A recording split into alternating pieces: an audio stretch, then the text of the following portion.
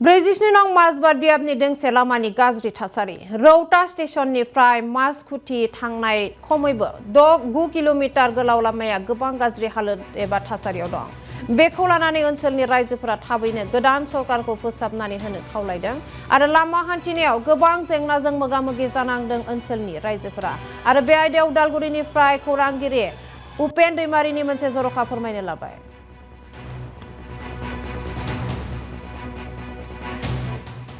खुलुमबाय दायो आं दङ उदालगुरि जिल्लानि सिङाव थांनाय माजबाद समस्थियावहाय एबा माजबाद बियादावहाय बे माजबाद बियादावनो थानाय रौता स्टेशननिफ्राय माजखुथि थांनाय बे 8 एबा 9 किल'मिटार गोजान जे लामा बे लामाया थांनाय 8-9 बोसोरनि सिगाङावनो बानायनाय जादोंमोन नाथाय बे 8-9 बोसोरनि सिगाङाव बानायनाय लामाया दायो जोबोद गाज्रियै बायनानै दङ। बे बायनानै थानाय लामाजोंहाय गारि गुरा थांनो हाया लोगोसे बे लामाजोंहाय थांलाय फैलाय खालामनायाव गोबां जाब्रबथायबो जायो होननानै जोंनि बे ओनसोलनि थागिबि बिथांमोना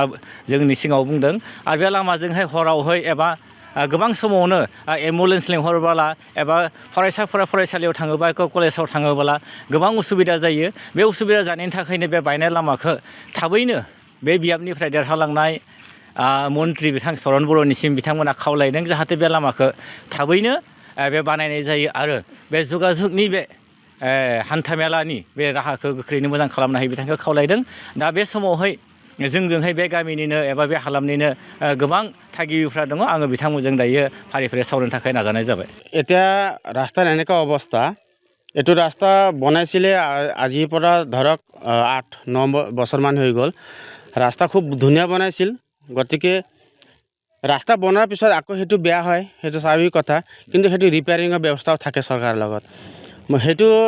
এতিয়া অলপমান আপোনাৰ 3-4 কিলোমিটাৰমান 8 নম্বৰ ধনচিৰিৰ পৰা 6 নম্বৰ ধনচিৰিলৈকে সেইটো ৰিপেয়াৰিং কৰিলে ভাল কথা কিন্তু তাৰ পিছত যে তাৰজিলৈকে যে লগভগ আপোনাৰ 7-8 কিলোমিটাৰ আছে সেইটো কিন্তু ৰাস্তা ৰিপেয়াৰিং কৰা নাই।